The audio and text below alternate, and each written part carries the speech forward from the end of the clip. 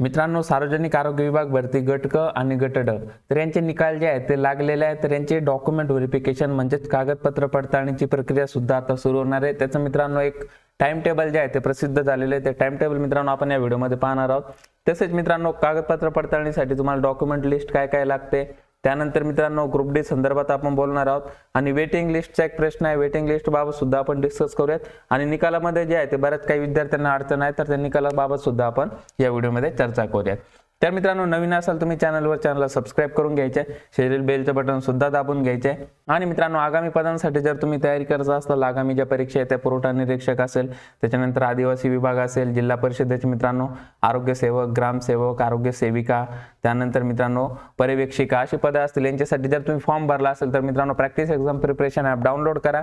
इथे तुम्हाला सर्व स्टडी मटेरियल जे आहे ते अवेलेबल करून दिलेले आहे अतिशय कमी फी मध्ये। ठीक आहे, इथून तुम्ही तुमचा चांगला अभ्यास करू शकता। तिथे मित्रांनो स्टडी पीडीएफ बँक मध्ये मागील वर्षाच्या सगळ्या प्रश्नपत्रिका फ्री आहे, करंट अफेअर्स देखील तुम्हाला इथे फ्री मध्ये डेली दिलं जात आहे। ठीक आहे, त्यातून तुम्ही अभ्यास करायचा आहे। तर चला मित्रांनो, सर्वात अगोदर जे निकाल लागलेले त्या निकालामधून जे आपण विद्यार्थ्यांचे सिलेक्शन झालेले, निवड झालेली आहे, तर सर्व विद्यार्थ्यांचे मित्रांनो तुमचे खूप खूप अभिनंदन। आता मित्रांनो कोणकोणते निकाल लागलेले ते आपण थोडक्यामध्ये पाहून घेऊयात, जेणेकरून मित्रांनो तुम्हाला अंदाज येऊन जाईल आणि कुठली शंका राहणार नाही। तर पहा मित्रांनो, आतापर्यंत लॅब असिस्टंटचे जे आहे ते जवळपास सगळे लागले। नागपूरचा मित्रांनो काल प्रसिद्ध झाला, टेलरचं लागलेलं आहे, हेल्थ इन्स्पेक्टर आरोग्य पर्यवेक्षक लागलेलं आहे, इलेक्ट्रिशियन लागलेलं आहे, डायलिसिस लागलेलं आहे, एक्सरे सायंटिफिक ऑफिसर लागलेलं आहे। त्यानंतर मित्रांनो स्टाफ नर्स जे आहे ते मला वाटतं की काल काही लागले आणि त्याच्या अगोदर काही लागले। तुम्हाला आपल्या टेलिग्राम चॅनलला सुद्धा मित्रांनो हे रिझल्ट जे आहे ते पाहायला मिळतात, तिथून देखील तुम्ही डाउनलोड जे आहे ते करू शकतात। ठीक आहे, जसे रिझल्ट मित्रांनो उपलब्ध होतात तिथे तुम्हाला जे आहे ते शेअर केले जातात। हे बघा, हेल्थ इन्स्पेक्टर आणि स्टाफ नर्स वगैरे दिलेलं आहे। त्याच्यानंतर मित्रांनो स्टेनोटायपिस्ट लोअर ग्रेड, हायर ग्रेड, त्यानंतर पहा मित्रांनो ड्रायव्हरचे जे आहे ते सगळे निकाल लागलेले, social superintendent, social service superintendent, physiotherapist, त्याच्यानंतर मित्रांनो एक्सरे सायंटिफिक ऑफिसर आणि ग्रुप गट ड चे काही बाकी होते, स्टेट ट्युबरक्युलोसिस कंट्रोल ट्रेनिंग ते सुद्धा लागलेले आहे, ते मुंबईचं बजेट वगैरे ते पण लागलेले आहे। त्याच्यानंतर रेकॉर्ड कीपर लागलेले आहे, स्टोअर कम लिनन कीपर लागलेले, टेलिफोन ऑपरेटर लागलेले आहे। त्याच्यानंतर मित्रांनो हे सिव्हिल सर्जन मध्ये जे पद येतात ग्रुप डी चे मित्रांनो, ही सगळी पद आहेत सिव्हिल सर्जन मध्ये, म्हणजे शल्य चिकित्सक या कार्यालयामध्ये किंवा हॉस्पिटलमध्ये जे तुम्ही फॉर्म भरले होते त्यांचे सर्वांचे निकाल जे आहे ते लागलेले आहेत। तसेच मित्रांनो ग्रुप डी चे आणखी रिजनल मेंटल ऑफिस याच्यामध्ये सुद्धा विद्यार्थ्यांनी फॉर्म भरले होते, तर त्यांचे देखील निकाल जे आहे ते लागलेले आहे। ऑप्थॅल्मिक ऑफिसरचा लागलेला आहे, RFD मित्रांनो स्प्रेइंग वर्कर, हंगामी फवारणी कर्मचारी जे आहेत त्यांचे सुद्धा लागलेले, मलेरिया ऑफिसरचे। त्यानंतर टेलरचा लागलेले, स्टाफ नर्सचं आपण बोललो, त्याच्यानंतर अनस्किल आर्टिझन वगैरे त्यांचे सुद्धा लागलेले, लॅब असिस्टंट यांचे सुद्धा निकाल लागलेले, इलेक्ट्रिशियनचे सुद्धा बोललो, डायलिसिसचं सुद्धा बोललो। तर मित्रांनो फार्मसी ऑफिसर, एक्सरे असिस्टंट, त्याच्यानंतर वॉर्डन, त्यानंतर मित्रांनो LSO laboratory scientific officer, ECG technician, dental mechanic, carpenter असे सगळे निकाल जे आहेत मित्रांनो लागलेले। तर याच्यामधून कोणता निकाल अजून राहिला असेल, तुम्हाला मित्रांनो तुमचा निकाल पाहायला मिळाला नसेल तर खाली कमेंटमध्ये टाका, जेणेकरून मित्रांनो जसं निकालाचं अपडेट येतं, निकाल प्रसिद्ध होतो, तुमच्यापर्यंत मित्रांनो शेअर केला जाईल। टेलिग्राम चॅनल त्यासाठी जॉईन करून घ्या। ठीक आहे, आता मित्रांनो ग्रुप डी ची जी पद आहेत तर ग्रुप डी मध्ये पहा बऱ्याच विद्यार्थ्यांना कन्फ्युजन आहे की आम्ही शिपाई या पदासाठी फॉर्म भरला होता, कक्ष सेवक या पदासाठी फॉर्म भरला होता, परंतु मित्रांनो तुमचे फॉर्म जे आहेत म्हणजे ग्रुप डी एकच वर्ग 4 म्हणून तुमचे फॉर्म भरून घेतले होते। याच्यामध्ये मित्रांनो तुम्हाला जे आहे ते सगळी पदं जे आहेत याच्यामध्येच येतात ग्रुप डी मध्ये। आता तुम्हाला नंतर ही पदं निवडायची। आता ही पदं जी आहेत मित्रांनो तुम्हाला मार्क्सवर तुम्हाला निवडता येतील, म्हणजे ज्याचे हायेस्ट मार्क असतील त्याला मित्रांनो इथे चान्स असेल निवडायला। त्याच्यानंतर त्याच्या खाली जसे आणि समुपदेशन इथे तुमचं होणार आहे, काउन्सिलिंग होणार आहे, काउन्सिलिंग नुसार मित्रांनो तुम्हाला ही पदं जी आहेत ती ठरवून दिली जातील। आता मित्रांनो याच्यातली काही पदं आहेत पुरुष परिचर, स्त्री परिचर, तर याच्यातलं पुरुषाचं पद पुरुषाला जाईल, स्त्रीचं पद स्त्रीला जाईल, अशा पद्धतीने मित्रांनो या गोष्टी ज्या आहेत ते होणार त्या समुपदेशनाद्वारे आणि मार्क्सवरून मित्रांनो या गोष्टी ठरतील। तसेच इथे आणखी मित्रांनो प्राधान्यक्रमसाठी आणखी काही निकष आहे मित्रांनो, ते आपण जे आहे ते आता पुढच्या सेपरेट व्हिडिओमध्ये डिस्कस करूयात। या व्हिडिओमध्ये आपण कागदपत्र पडताळणीबाबत चर्चा करूयात। ठीक आहे, तर पहा मित्रांनो कागदपत्र पडताळणी जी आहे ते सुरू झालेली, तर याची ईमेल्स जे आहेत तुम्हाला यायला सुरुवात झालेली। ईमेल्स मित्रांनो तुम्ही तुमचा चेक करायचा आहे, जो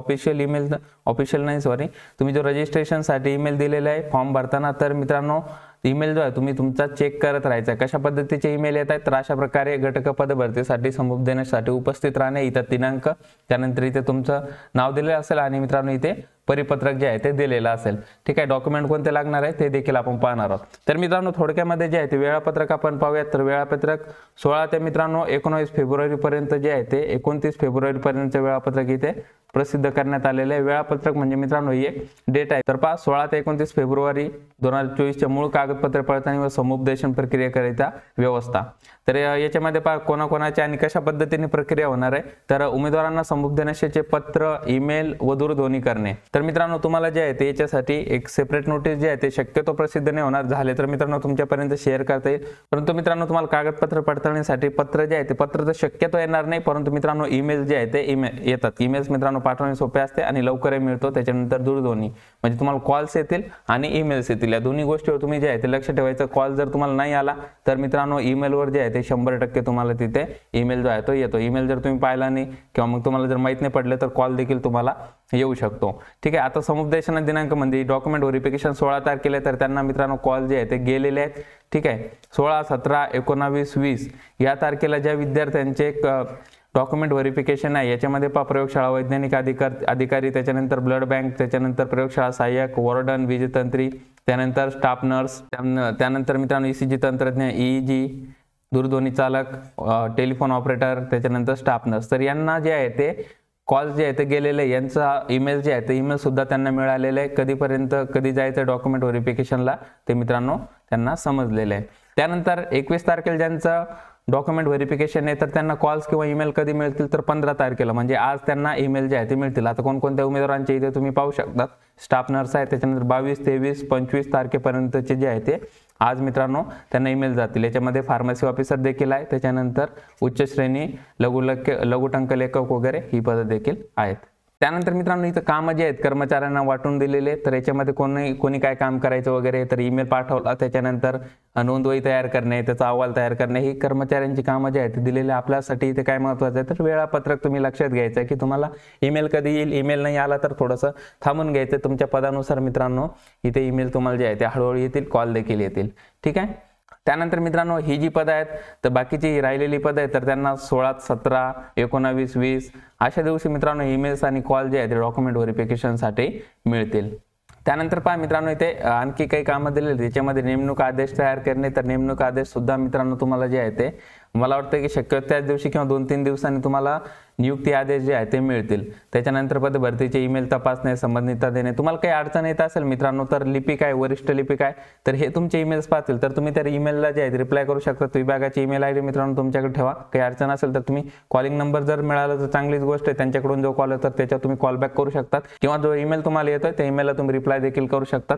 ठीक आहे, आणि बाकीच्या इथे काय सूचना दिलेल्या आहे मित्रांनो ते आपल्या काही कामाचे नाही, बाकी सगळी व्यवस्था त्यांची असते, तुम्हाला इथे जास्त डोकं लावण्याची आवश्यकता नाही आहे।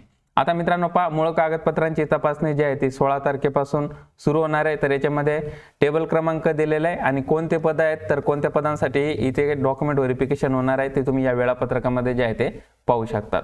ठीक आहे, 17 तारखेचा पहा इथे टेबल नंबर दिलेले आहे, किती टेबल असतील इथे 10 टेबल असतील आणि मित्रांनो इथे एक डॉक्युमेंट व्हेरिफिकेशन जे होईल आणि ते टेबलवर कोणकोणते अधिकारी आहेत ते मित्रांनो याच्या संदर्भात दिलेले आहे। त्याच्यामध्ये अधीक्षक आहे, त्याच्यानंतर मित्रांनो पाठ्यनिर्देशिका, असे मित्रांनो वेगवेगळे अधीक्षक जे आहे ते अधिकारी जे आहे ते असतील ते तुमचं डॉक्युमेंट व्हेरिफिकेशन करून घेतील। आरोग्य विभागाचेच कर्मचारी असतात मित्रांनो।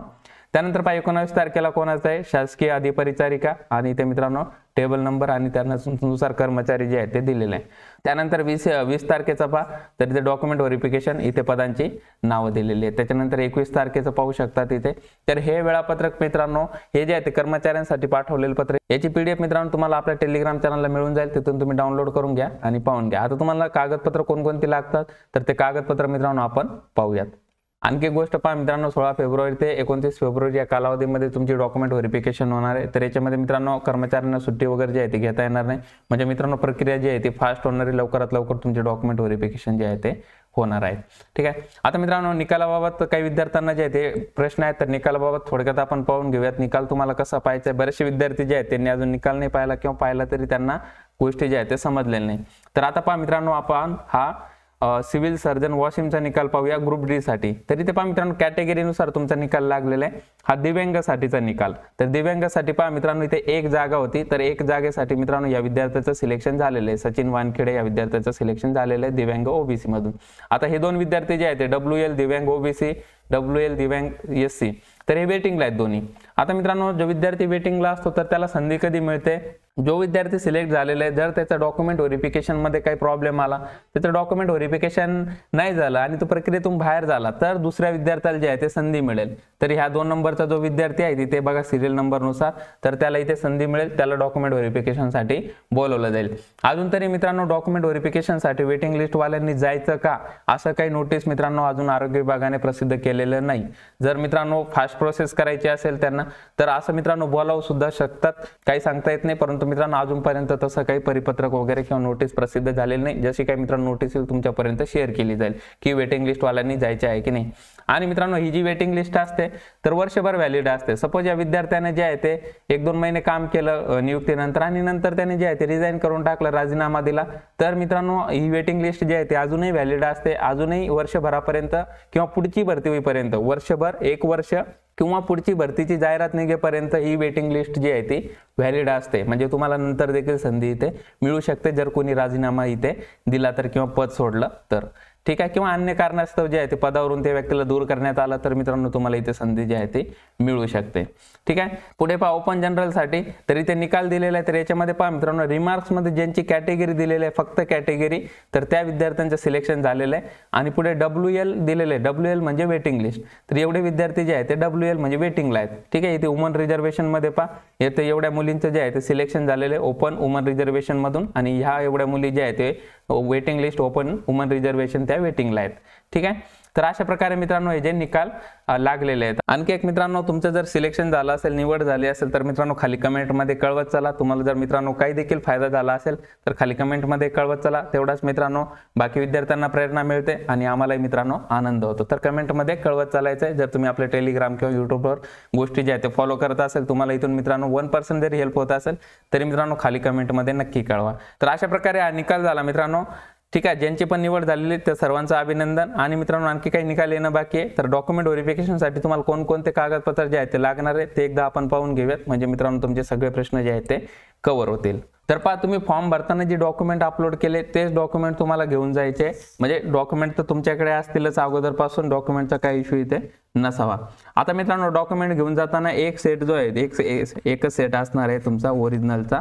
तर ओरिजिनलचा मित्रांनो एक सेट करायचा आहे आणि ह्या क्रमानेच पाहिजे तर मित्रांनो तुम्ही जुळवून घ्या किंवा तिथे तुम्हाला क्रम दिला जाईल. एक तुम्हाला तिथे पान दिलं जातं, ते वरती लावायचं असतंय आणि तिथे इथे कागदपत्रांची यादी असते आणि इथे टिक बॉक्स असतो, म्हणजे हे कागदपत्र आहे ते टिक करतात तिथे. ठीक आहे, असं जर तुम्हाला दिलं तिथे तर मित्रांनो त्यानुसार जे आहे ते तुमचे कागदपत्र जुळवून घ्यायचे, सेट त्यानुसार जुळवून घ्यायचा आहे. त्याच्यानंतर एक सेट जो आहे तुम्ही झेरॉक्स न्यायचा आहे, एक सेट झेरॉक्स न्यायचा आहे. त्याचा मित्रांनो सेल्फ अटेस्टेड जर तुम्हाला करायला लावलं तर सेल्फ अटेस्टेड करून घ्यायचं आहे आणि नाही करायला लावलं तर तसंच राहून द्यायचं आहे. मला वाटतं की ते तुम्ही 2 सेट न्या, 2 सेट झेरॉक्स न्या, एक सेट ओरिजिनल न्या कागदपत्रांचा आणि 2 सेट जे आहे ते झेरॉक्स करून न्या. ठीक आहे, आता मित्रांनो इथे अर्जातील नावाचा पुरावा असं दिलेलं आहे, परंतु याची काही आवश्यकता नाही. शैक्षणिक अर्थ म्हणजे जे तुमचं 10वीचं किंवा 12वीचं किंवा डिग्री सर्टिफिकेट असतं त्याच्यावरती येऊन जातं. त्यानंतर वयाचा पुरावा, तर वयाच्या पुराव्यासाठी तुम्ही कोणते कागदपत्र देणार, तर मित्रांनो इथे बर्थ सर्टिफिकेट असेल किंवा मित्रांनो तुमचं 10वीचं सर्टिफिकेट असेल तर त्याच्यावर जन्मतारीख असते, त्याच्यावरून तुमचं वय जे आहे ते काढता येते. त्यानंतर पाहिजे शैक्षणिक अर्थ, तर शैक्षणिक अर्थासाठी तुम्ही 10वी, त्याच्यानंतर 12वी, त्याच्यानंतर ग्रॅज्युएशन केलं असेल, डिप्लोमा केला असेल, पोस्ट ग्रॅज्युएशन केला असेल, जेवढे पण तुम्ही सर्टिफिकेट असेल तुमच्याकडे सगळे मित्रांनो इथे घेऊन जायचे. ठीक आहे, त्याच्यानंतर मित्रांनो मागासवर्गीय असल्याबाबतचा पुरावा म्हणजे इथे कास्ट सर्टिफिकेट तुमचं इथे लागेल. कास्ट सर्टिफिकेट तुम्ही जर कास्टमधून फॉर्म भरला असेल तर कास्ट सर्टिफिकेट तुम्हाला न्यायचं आहे. EWS मधून तुम्ही अर्ज केला असेल तर EWSचं सर्टिफिकेट लागेल. त्याच्यानंतर मित्रांनो नॉन क्रिमिलियरमध्ये तुम्ही मोडत असाल तर नॉन क्रिमिलियरचं सर्टिफिकेट लागेल. त्याच्यानंतर दिव्यांग जे पण विद्यार्थ्यांचं सिलेक्शन झालेले तर दिव्यांग असल्याचं तुम्हाला इथे सर्टिफिकेट असतंय. अपंगत्वाचं प्रमाणपत्र ते तुम्हाला घेऊन जावं लागेल. माजी सैनिकामधून सिलेक्शन असेल माजी सैनिकांचं सर्टिफिकेट. त्यानंतर खेळाडू आरक्षण तुम्ही घेत असाल तर मित्रांनो त्याचं जे आहे ते प्रमाणपत्र असतं. अनाथ आरक्षणासाठी सुद्धा प्रमाणपत्र असतं, ते तुम्ही घेऊन जायचं सोबत. जर याच्यातून तुमचं निवड झाली असेल तर प्रकल्पग्रस्त विद्यार्थ्यांसाठी इथं प्रोजेक्ट अफेक्टेडचं सर्टिफिकेट असतंय. त्याच्यानंतर भूकंपग्रस्तसाठी अर्थक्वेक अफेक्टेड सर्टिफिकेट असतंय. अंशकालीन कर्मचाऱ्यांसाठी सुद्धा तसं सर्टिफिकेट असते. त्याच्यानंतर तुम्ही जो फॉर्म भरलाय तर त्याच्यामध्ये नावामध्ये जर बदल असेल मुलींसाठी स्पेशली असू शकतं तर तुम्ही इथे जे आहे ते तुमची विवाह नोंदणी घेऊन जायची आणि तुम्ही नावात बदल असलेलं गॅजेट बनवलं असेल तर उत्तमच. तर हे गॅजेट तुम्ही सोबत घेऊन जाऊ शकतात. ठीक आहे. त्याच्यानंतर आदिवासी प्रमाणपत्र तर डोमिसाईल प्रत्येकाकडे असेलच. डोमिसाईल मित्रांनो कंपल्सरी असते आणि डोमिसाईलला जे आहे ते व्हॅलिडिटी नसते. एकदा तुम्ही काढलं की तुमचं ते आयुष्यभरासाठी झालं, कास्ट सर्टिफिकेट सारखं असतंय. ठीक आहे. त्याच्यानंतर मराठी भाषेचं ज्ञान असल्याचं पुरावा, याची काही आवश्यकता नाही आहे. तुम्हाला 10वी मध्येच मराठी भाषा होती तर याची काही आवश्यकता नसते. त्याच्यानंतर लहान कुटुंबाचं प्रतिज्ञापत्र, तर मित्रांनो तुम्ही याच्यामध्ये विवाहित असाल तर हे तुम्हाला भरून द्यावं लागेल. तर इथे तुम्हाला नमुना जो आहे मित्रांनो तिथे दिला जातो, तिथे तुम्ही भरून देऊ शकतात. अनुभव, कुठलाही तुम्हाला कामाचा अनुभव असेल तर अनुभवाचं प्रमाणपत्र नक्की द्या. आणि मित्रांनो ही जी काही कागदपत्र मी तुम्हाला सांगितलेले, तर मित्रांनो ही कागदपत्र एक सेट ओरिजिनल, म्हणजे ओरिजिनल सगळे कागदपत्र, त्याच्यानंतर त्याचे 2 सेट जे आहे ते झेरॉक्स करून न्यायचे सोबत. ठीक आहे. 2 सेट का न्यायचे, एखादा तुमचं गाळ वगैरे झालं तर मित्रांनो तिथे तुम्ही दुसरं झेरॉक्स दुसरं कागदपत्र काढून लगेच देऊ शकतात. म्हणजे तुमची ऐन वेळ जी आहे ती धावपळ होणार नाही, कारण की ते तुम्हाला 1 बाय 1 जे आहे ते डॉक्युमेंट व्हेरिफिकेशनसाठी सोडलं जातं. सगळे डॉक्युमेंट अगोदर जे आहे ते व्यवस्थित चेक करायचे. ऐन वेळेस तुम्ही आतमध्ये गेलात आणि मग परत मागे आला, सर झेरॉक्स करून आणतो हे करून आणतो, तर तसं करायचं नाही. ठीक आहे. आणि मित्रांनो आणखी ओळखपत्राबाबतीत, ओळखपत्रामध्ये तुमचं आधार कार्ड, पॅन कार्ड जे आहे ते सोबत असू द्या, कदाचित तिथे आवश्यकता पडू शकते. तर मित्रांनो इतक्या कागदपत्र जे आहे तुम्हाला लागणार आहे त्याचा तुम्हाला व्यवस्थित संच करून जे आहे ते द्यायचं आहे. तसेच मित्रांनो तुम्हाला जो ईमेल येतो त्याच्यामध्ये देखील तुम्हाला कागदपत्रांची यादी जी आहे ती दिलेली असते. तर याच्यामध्ये मित्रांनो एखादा राहिला असेल, एखादा त्यांनी एक्स्ट्रा जर मागितला असेल तर ते देखील सोबत न्या. ठीक आहे. तर चला मित्रांनो हा व्हिडिओ जास्तीत जास्त तुमच्या मित्रांपर्यंत शेअर करा, या व्हिडिओला लाईक करा.